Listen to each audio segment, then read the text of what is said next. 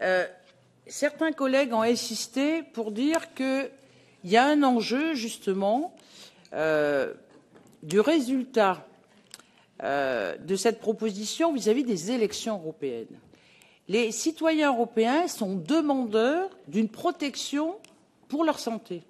Et on voit bien que les aliments, c'est un élément clé.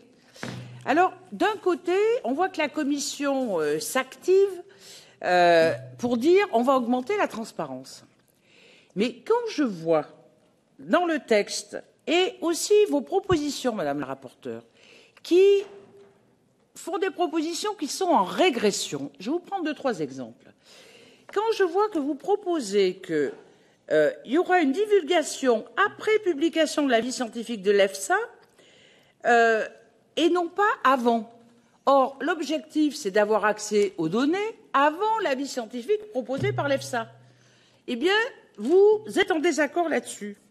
Quand je vois qu'avant, les États et la Commission avaient accès aux informations confidentielles, eh bien, vous voulez supprimer que l'EFSA puisse divulguer des informations confidentielles à la Commission et aux États membres.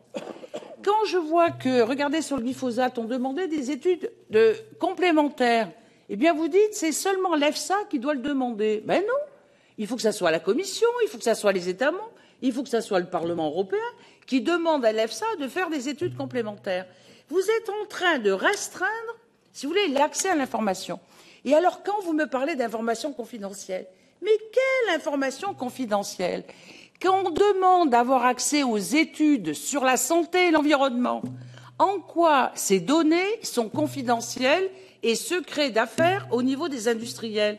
Vous ne voyez pas qu'ils sont en train de vous manipuler quand l'EFSA ne nous a pas donné les 74 études concernant l'évaluation du glyphosate et que l'OMS, eux, les publie et on nous dit non, c'est propriété des industriels. Vous trouvez ça normal?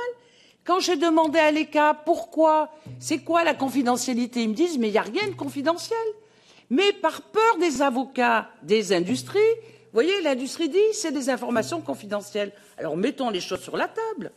Après, sur l'indépendance, on est pour l'indépendance, nous, des experts. Eh bien là, c'est pareil. Il faut absolument qu'on sépare les gens qui évaluent les risques et ceux qui gèrent les risques. Quand l'EFSA demande de donner des conseils aux industriels, très bien, mais il ne faut absolument pas que ce soit les mêmes qui évaluent les risques. Quand on dit qu'il faut augmenter le budget de l'EFSA, moi je suis favorable, mais avec preuve à l'appui. Vraiment l'indépendance des experts, vraiment que vous fournissiez toutes les données et que vous retranchez derrière le confidentiel défense des industriels. Ce n'est pas possible. Moi, je suis scientifique. Comment je peux accepter un avis scientifique de l'EFSA si je ne peux pas avoir accès aux données brutes? Ça, c'est pas possible. C'est pas scientifique, ça. Donc, si on veut avancer, il faut mettre carte sur table et montrer aux citoyens européens que le Parlement est exigeant et qu'on veut que tout soit transparent. Madame Sommer, vous avez dit qu'il faut que les protocoles soient donnés, il faut que les comptes rendus soient donnés, il faut qu'on sache qui vote quoi. C'est très bien ça. On va dans ce sens-là. Mais il y a plein de choses qu'il faut améliorer dans le texte. Parce qu'il y a beaucoup de choses qui sont en régression par rapport à la transparence. Et puis, méfiez-vous.